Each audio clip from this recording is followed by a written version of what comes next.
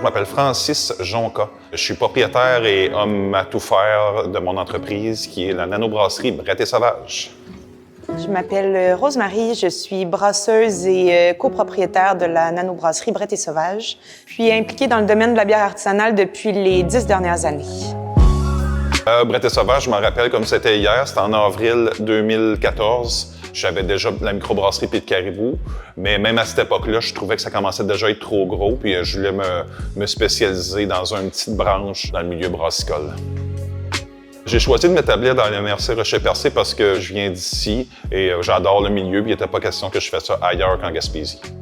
À la brasserie, on utilise énormément d'ingrédients locaux. En fait, autant le grain que les fruits, les aromates, donc fines herbes et tout ça.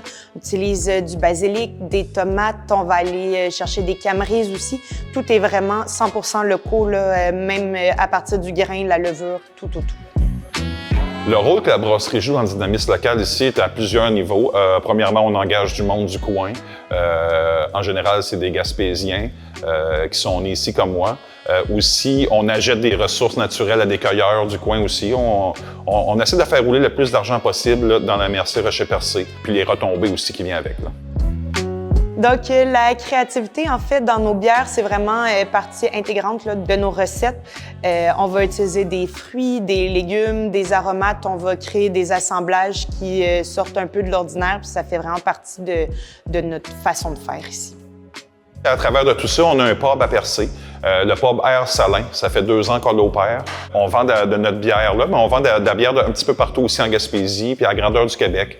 On a une offre alimentaire qui est super le fun. Puis on est ouvert 7 jours sur 7 à l'année. Fait que ça aussi, c'est important, je trouve, pour dynamiser une communauté.